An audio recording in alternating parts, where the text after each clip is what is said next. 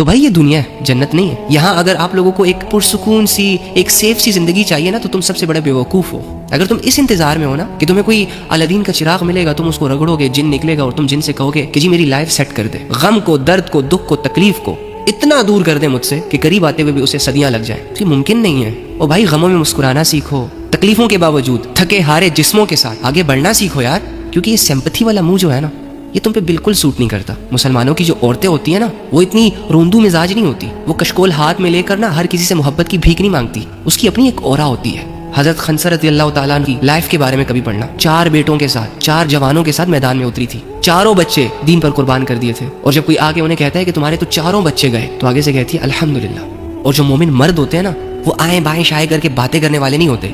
ان کی بھی ایک الگ ہی اورا ہوتی ہے، ان کی بات میں ایک گہرائی چھپی ہوتی ہے، ان کے مزاج میں ایک حکمت نظر آتی ہے، وہ رسپانسبل ہوتے ہیں، سینسیبل ہوتے ہیں، میچور ہوتے ہیں،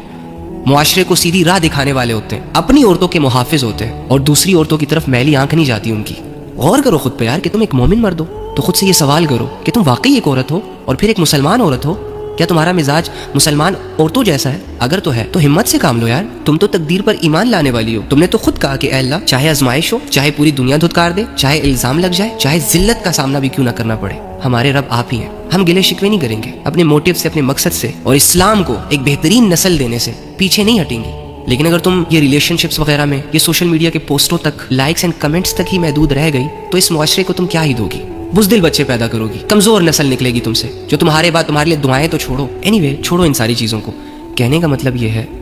کہ یہ دنیا ہے، آزمائش کا گھر ہے، اور کلمہ پڑھنے والے انسان کے لیے یہ دنیا جو ہے یہ قید خانہ ہے، جیل ہے۔ جیل میں تمہیں عیاشیاں نہیں کرنی دی جا سکتی، جیل میں تمہیں تمہاری مرضی کی زندگی نہیں پرووائڈ کی جا سکتی، تو چپ چاپ کر کے اپنا ٹائم سپینڈ کرو، یہاں پہ ٹائم کو یوٹیلائز کرو، سکلز کو پالش کرو، رونا دھونا چھوڑو، سمپتیاں بٹورنا چھوڑو، اپنے آپ کو یہ کہنا کہ مجھ سے نہیں ہوگا، میں بہت ٹوٹ چکا ہوں، میں بہت ٹوٹ چکی ہوں، میں مظلوم ہوں، میں لاچار ہوں، میں بے بس ہوں، یہ کہنا بند کرو۔ لا الہ الا اللہ محمد رسول اللہ پڑھ کے نئی زندگی سٹارٹ کرو۔ جو ہو رہا ہے ہونے دو، زیادہ سے زیادہ کیا ہوگا؟ روح ہی جسم سے جدا ہو جائے گی نا، سب سے بڑی آزمائش تو موت ہے نا، تو مرنے ہی تو آیا ہے اس دنیا میں۔ تو بھائی یہ دنیا ہے، جنت نہیں ہے۔ یہاں اگر آپ لوگوں کو ایک پرسکون سی، ایک سیف سی زندگی چاہیے نا، تو تم سب سے بڑے بیوقوف ہو۔